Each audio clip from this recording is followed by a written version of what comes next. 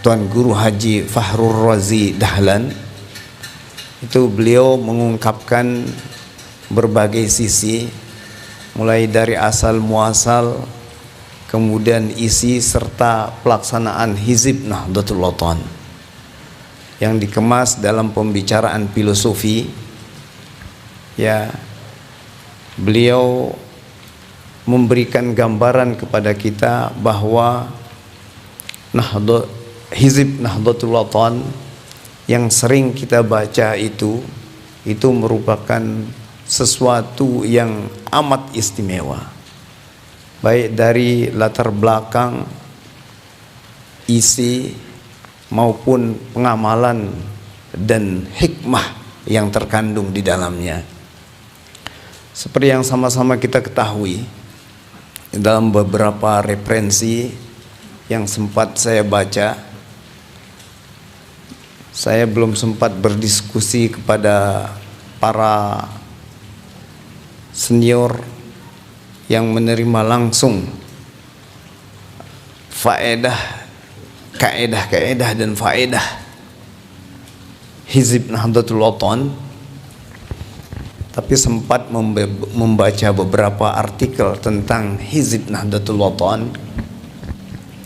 Pada dasarnya Hizib Nahdlatul Wathon ini disusun oleh Maulana Syekh dengan kandungan 4 inti kandungan, 4 inti kandungan yang keseluruhannya mempunyai makna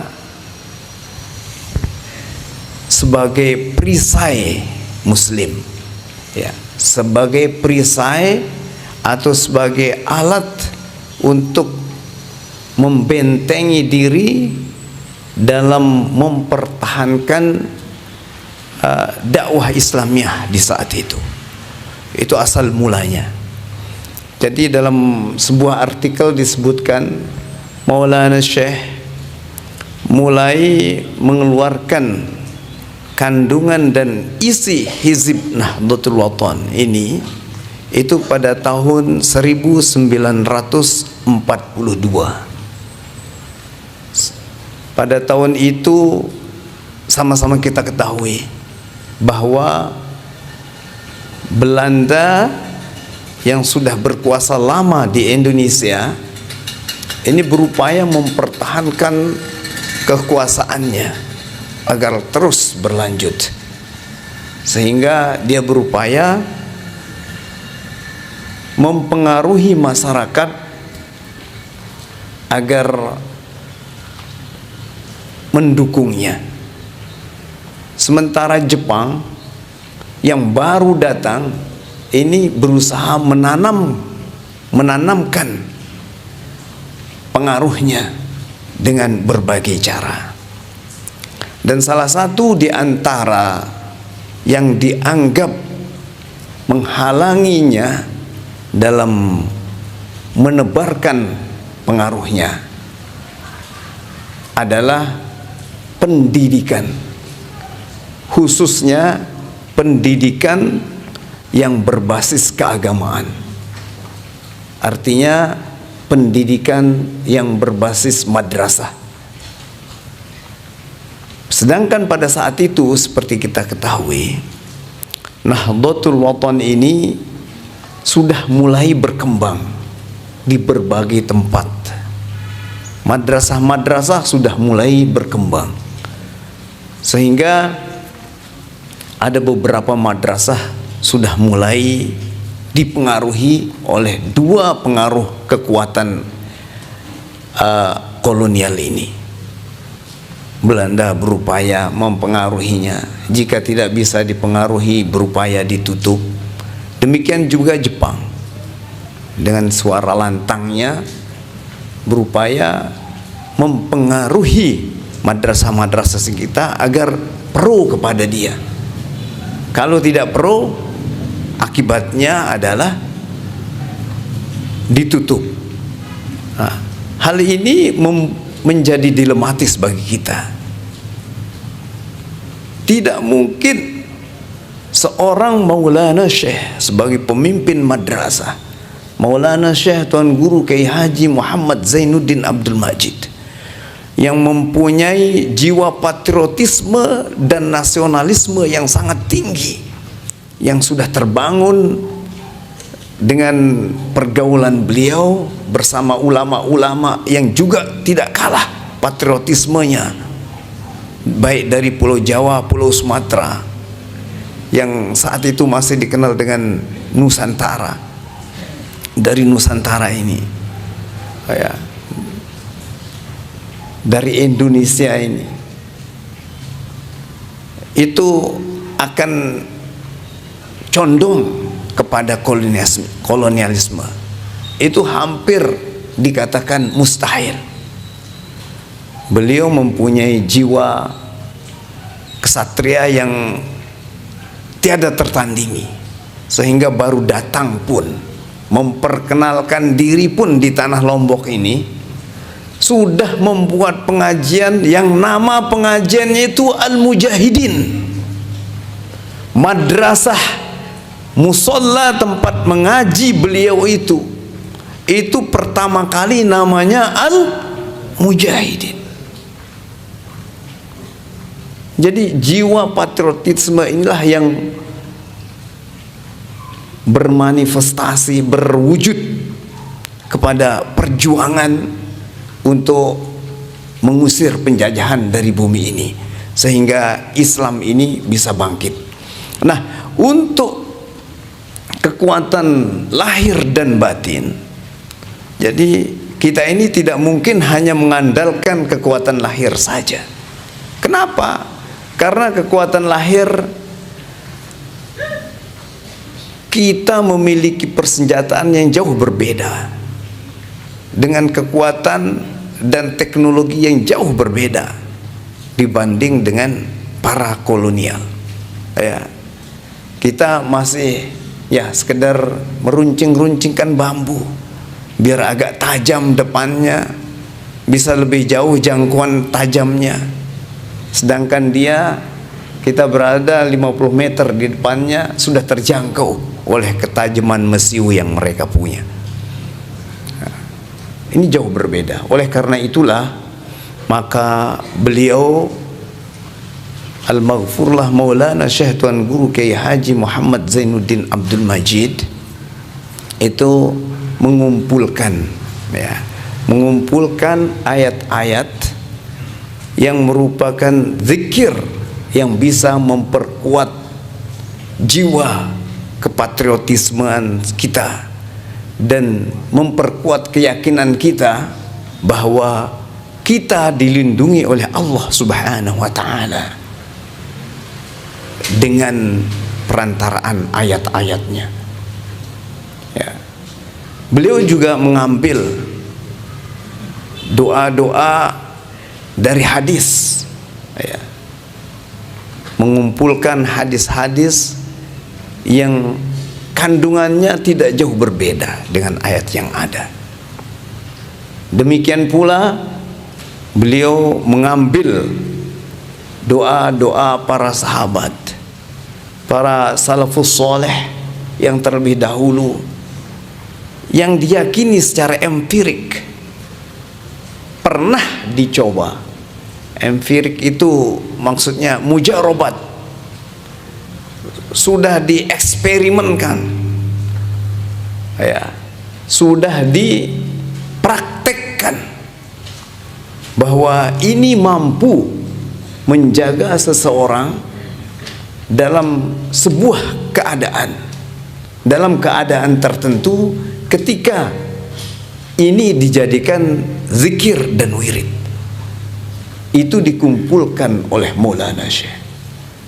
Juga doa-doa yang memperkuat jiwa kita bahwa kekuatan ini sesungguhnya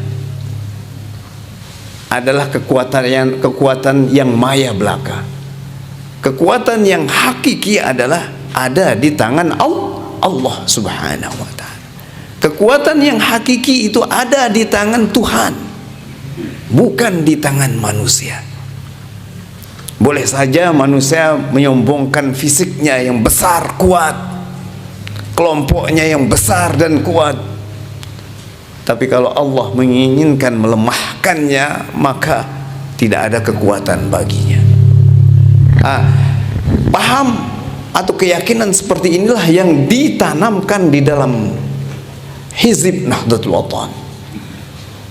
Doa-doa kemudian diperkuat oleh Asmaul Husna, ya, Asmaul Husna dengan berbagai hikmah yang terkandung di dalamnya. Hizib ini kemudian tersusun dan mulai diamalkan, ya, mulai diamalkan dengan semuanya secara praktis, konsep praktis maupun tata cara membacanya itu dicontohkan oleh pengarangnya. Ini yang istimewa, ya, dicontohkan oleh pengarangnya. Jangan salah, lagu hizib yang kita pakai, misalnya dalam lagu Ya Sabighani'am wa ya dafi'ani qam wa ya farijal gham. Konsep doa ini itu dari sahabat Aisyah, tetapi lagunya untuk menyerap ke dalam jiwa dan perasaan kita sehingga maknanya itu bisa kita rasakan di dalam diri, itu semuanya secara praktis diajarkan oleh penyusunnya, penyusun hizib Nahdlatul Wathon. Ini istimewanya hizib. Kadang-kadang boleh saja banyak tuan guru kiai yang menyusun misalnya zikir-zikir, tetapi lagunya itu lagu biasa-biasa saja, tidak ada tekanan di sebuah makna dan tidak ada kekhasan dalam bacaannya. Tapi Hizib Nahdlatul Wathon memiliki itu semua.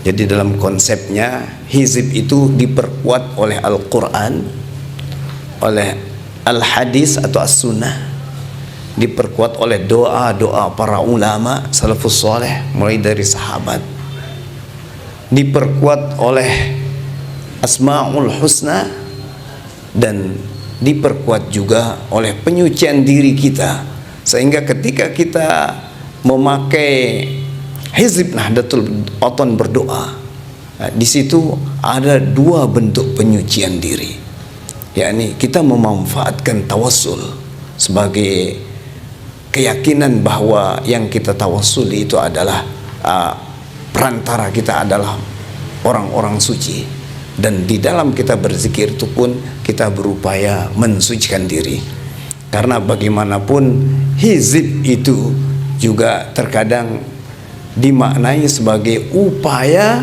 untuk membentuk jiwa dengan cara khusus dan mengasingkan diri.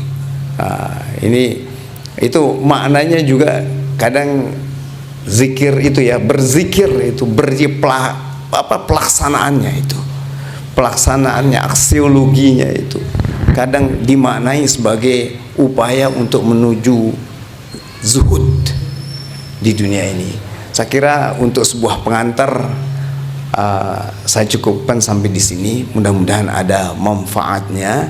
Tetapi seperti dikatakan di dalam yang dimuat juga di dalam hizib Nahdlatul Wathon, sebuah hadis mengatakan dalam doa yang dikutip dari sebuah hadis, Allahumma arinal haqqa haqqa warzuqna ittiba'ah wa arinal batila batila warzuqna ijtinabah. Artinya hizib ini membentuk jiwa kita untuk agar kita berupaya mengetahui sesuatu yang benar dan kita akan berupaya menjalankan kebenaran tersebut dengan hidayah Allah Subhanahu wa taala, dan mengetahui sesuatu yang batil, yang tidak benar itu untuk dengan kekuatan Allah Subhanahu wa taala secara utuh kita menjauhinya. Demikian, wallahul muwaffiq wal hadi ila sabilir rasyad. Wassalamu alaikum warahmatullahi wabarakatuh. Waalaikumsalam.